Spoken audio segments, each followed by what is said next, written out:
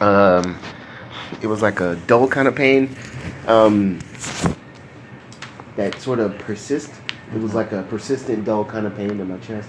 But the thing that Did it stay? It stay in the chest? Did it move to your arm? No, it just stayed in the one central area. It stayed right around here in the center of the chest, and then from there, it just over time of being in the ER, and it subsided. Yeah. Did they give you any medication? Just blood pressure medication. Okay. They gave me doses of the ones that I was already taking. All right. Like the hydrazine. Yeah, you're taking a lot of blood pressure medication. How long you been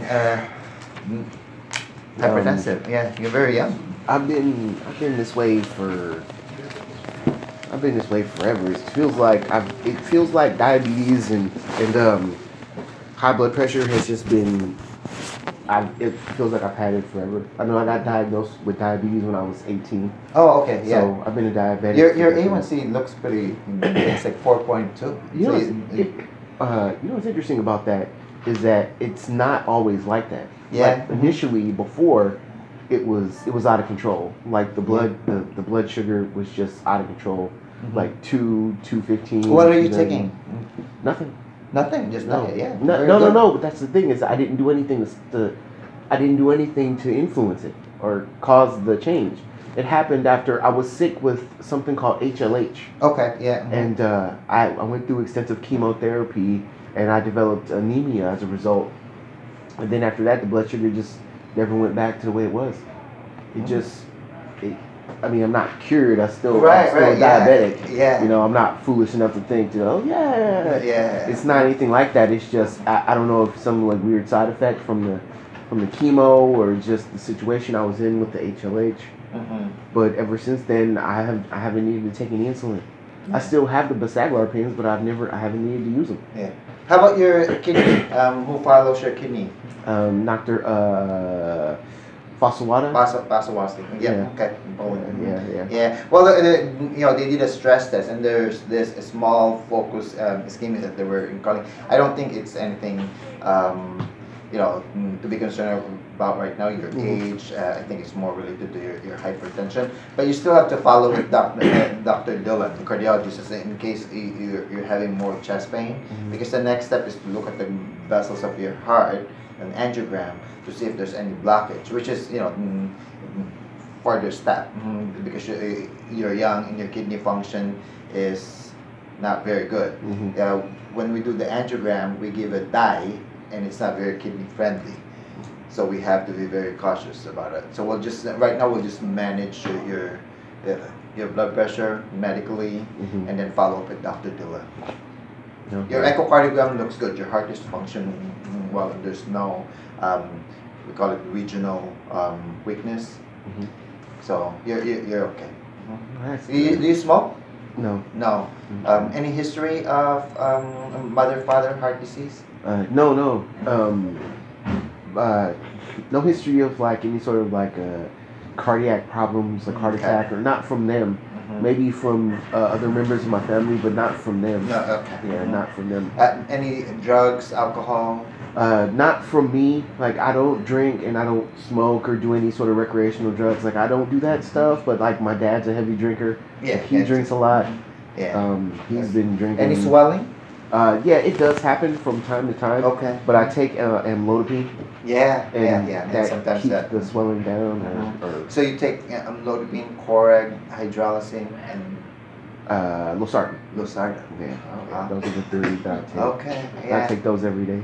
Yeah. Well, we'll see today. Just walk around and see how you feel. If you don't have any chest pain, maybe after lunch, you can go home.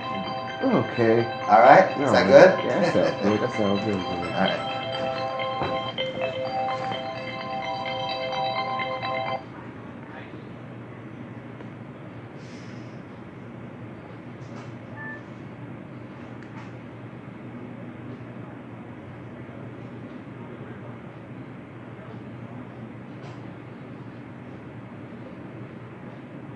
Okay.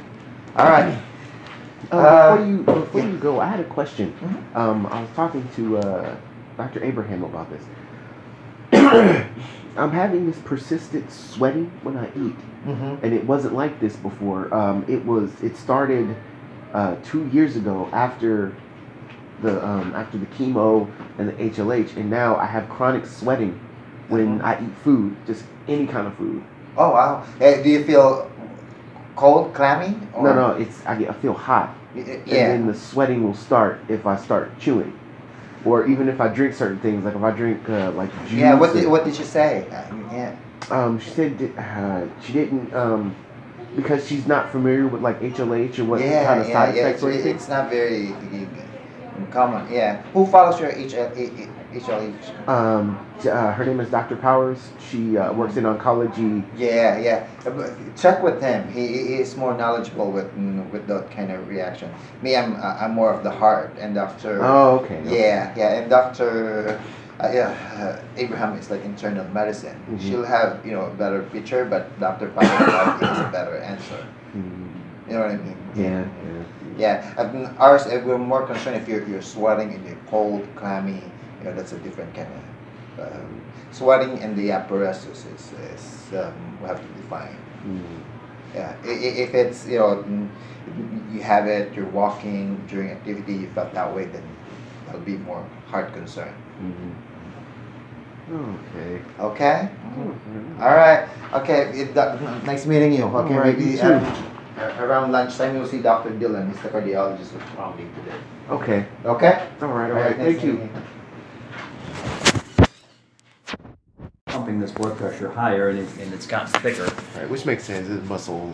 Yeah, but unfortunately in the heart, it's not healthy thickening. It's not healthy hypertrophy. It actually is like if you look under the microscope, the thickening of the muscle fibers is kind of chaotic, and it doesn't help the heart work better. But it does make it somewhat difficult for blood to flow through it when your blood pressure is high. So, bottom line, I don't think the scan shows evidence of a blocked up artery. I think it does show evidence that your heart's thicker, and certainly when your blood pressure is high, the blood has a hard time getting through that thick heart, and so you can have chest discomfort or you get short of breath at times. So I don't think an angiogram where we go in with a catheter is going to be helpful at this point. Okay. Because that would probably knock out your kidneys, and the contrast would be bad for you.